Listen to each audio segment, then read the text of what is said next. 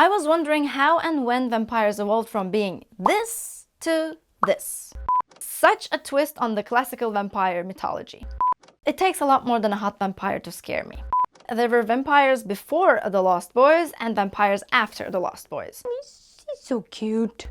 Attention please, if you're into horror, nostalgia, 80s vibes, summer and vampires, raise your hand because this is going to be your jam. After having reviewed some original vampires, Vampire by Polidori, Carmilla by Sheridan Le Fanu, Dracula by Bram Stoker and Nosferatu by Murnau, even the meaning of cats and Nosferatu movies, I'm finally getting in the mood for Summerween horror. I've been looking for a good transitional horror movie to bridge my previous vampire movie / book reviews with something more summery. But what would be a better transition from vampires to summer horror? Something that combines both, right? And that, my friend, is The Lost Boys. Ladies and gentlemen, my name is Bouquet and welcome to my horror corner, Bouquetified. Just a friendly heads up though, I might sprinkle in some spoilers as we go along. If you haven't seen the movie yet and want to keep all the surprises intact, you might want to watch it first before diving into this review. With that out of the way, let's begin. The Lost Boys. I'm going to be completely transparent with you. I only watched this movie 3 days ago. Yeah, I know. It's all new to me. Can you tell? As someone who wasn't interested in vampires until a few months ago, you can probably guess why. But once I was into vampire tales, it didn't take me long to discover this movie. Now, as we enter one of my favorite seasons, I thought this would be the perfect time to review The Lost Boys. It's a horror movie with strong elements of comedy, action, and teen drama. Directed by Joel Schumacher, The Lost Boys takes place in a sun-drenched coastal and fictional California town called Santa Carla during the peak of summer, where the atmosphere shifts from carefree beach days to eerie nighttime escapades. Perfect for summer viewing. The setting is richly detailed with golden sand beaches, carnival games, and mysterious caves that hide sinister secrets after sunset. It is not just a vampire movie, but the quintessential summer horror experience. Ideal for watching on warm nights when you want something that delivers both horror and entertainment. The story follows Lucy Emerson and her 2 sons, Michael and Sam, who moved to Santa Carla, a beach town known for its picturesque boardwalk attractions, and its disturbing number of missing people posters plastered everywhere.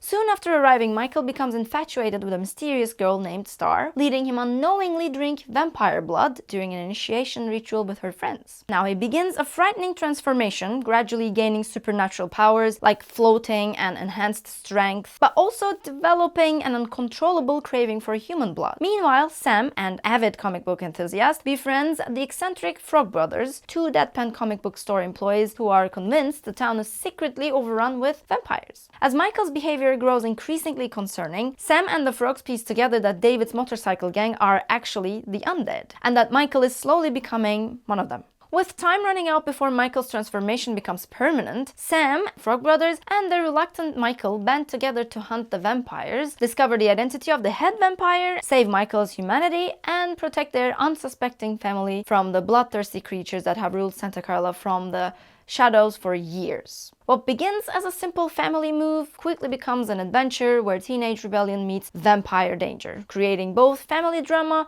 and horror, with a nice twist at the end. At its core, The Lost Boys is a story about family, identity, and temptation.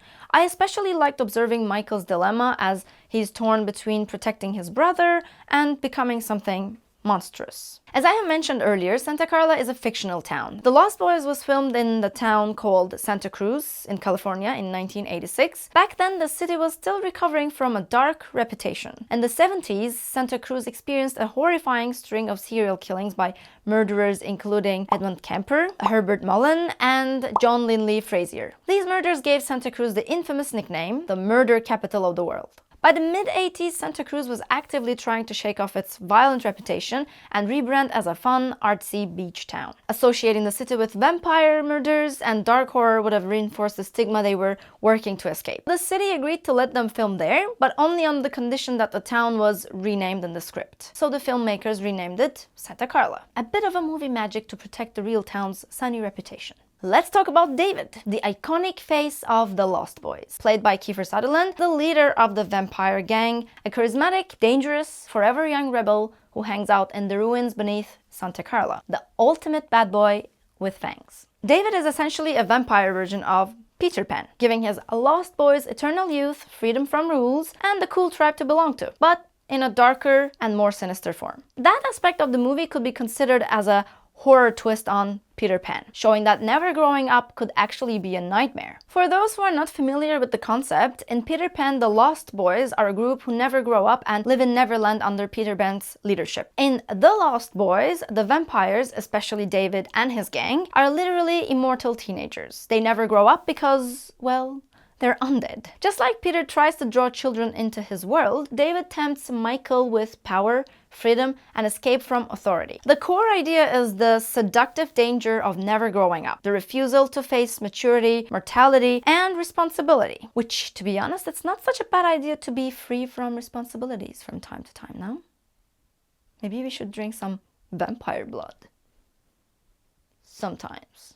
The vampire gang in The Lost Boys effectively represent the peer pressure, toxic masculinity, and the thrill of rebellion. They function as a powerful metaphor for the dangerous social dynamics many teenagers face during their formative years. The way David and his crew pressure Michael into drinking blood mirrors how real-world peer groups might pressure teens into trying alcohol, drugs, or engaging in risky behaviors to prove themselves worthy of belonging. Additionally, the vampire's lifestyle, like living without rules, staying out all night, represents the seductive allure of teenage rebellion against authority and societal norms. So this multi-layered symbolism elevates the vampire gang beyond mere movie monsters into representations of the very real dangers that teenagers face during social development. The movie never directly explains how the main vampire, wink wink, I try not to spoil who it is in case you're still watching my video even though I warned you earlier. I think this mystery is intentional as the movie is reinforcing the anyone could be monster theme. Though the head vampire concept existed before The Lost Boys, perhaps not this explicitly, The Lost Boys gave the head vampire twist a modern pop culture punch, added the idea that vampirism is reversible if the head vampire is killed before a full transformation, which subsequently became a staple in later vampire lore. Another interesting element, Michael drinking blood from a bottle and becoming a vampire. Such a twist on the classical vampire mythology. Traditional vampire lore required people to be bitten in order to transform, right? But I love how this approach feels more like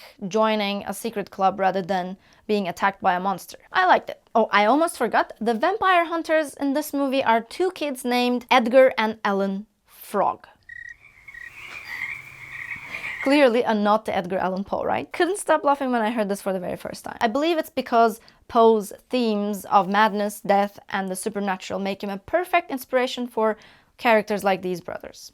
Still, very funny. Also, this wasn't the only reference the movie used. The mother character's name being Lucy is definitely a Dracula reference. In Stoker's novel, Lucy was a beautiful woman that Dracula targeted until she completely gave in and became undead. Similarly, in The Lost Boys, the head vampire wants to turn Lucy into a vampire to be a mother to his lost boys. Okay, what are my thoughts? I was wondering how and when vampires evolved from being this to this. Well, there's no doubt that The Lost Boys became the blueprint for almost every cool vampire to follow. It influenced many modern vampire stories that we know today, like Buffy the Vampire Slayer, Twilight, although it's not my favorite, True Blood, The Vampire Diaries, and Blade, including the fashion. I love that movie, by the way. These are just to name a few. As I see it, there were vampires before The Lost Boys and vampires after The Lost Boys. What do I mean by that? What changed after this movie? What has it contributed to the vampire world? Let's discuss it all. Pre-Lost Boys vampires were gothic, slow-moving creatures who wore capes and lived in castles. They were creepy and formal, mainly portrayed as aristocrats, elegant and mysterious noblemen. The horror was slow and dramatic. They were definitely not relatable to teens, right? However, what we see in The Lost Boys is vampires who look like punk rock teenagers, wearing cool jackets and wild hair, hot, handsome, and cool. Oh yeah, I almost forgot, they also ride motorbikes now. This is the movie that made vampires cool. Besides, when thinking of traditional vampire tales, I imagine wintry and gloomy weather, dark and stormy. The Lost Boys takes a complete opposite direction. The movie is set during summer vacation, beach and bonfires, etc. By the way, if you're a fan, there are also many vibes that you can find in Stranger Things. And Michael? reminded me a lot of Billy. The looks, the transformation. Am I the only one seeing this connection? Surely Billy's character might have been inspired by Michael, given the fact that the movie was filmed in the 80s and the Stranger Things was filmed like, I don't know, 5-6 years ago. But I believe Michael's character was inspired by the American singer Jim Morrison. Have you noticed the poster on the wall in this scene? Anyway, I digress. The movie blends elements like teen tropes with serious horror. It was one of the first vampire movies to feel modern, fast-paced, and fun, without becoming a full-on comedy. It linked vampirism with teen rebellion, essentially creating a supernatural coming-of-age story. It introduced the concept that you could reverse vampirism by killing the head vampire before full transformation. It masterfully balanced blood and gore with quirky characters and dark comedy, and gave rise to horror hybrids like Buffy, Fright Night, and What Do We Do in the Shadows. Basically, the Lost Boys transformed vampires into pop icons, not just horror monsters. Like my little Funko Pop David. Look at him, with his little fangs and a bit of blood in his mouth. Oh, he's so cute.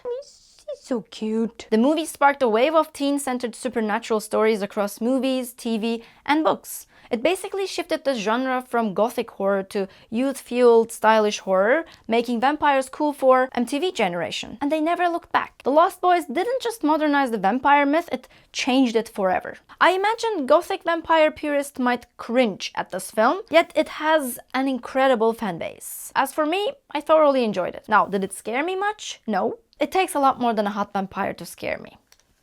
Let's put it this way. But I still enjoyed the ride. So if you're into summer horror or vampire films, or struggling with how to transition from Nosferatu style classics to modern teen summer horror movies, this movie is the answer for you.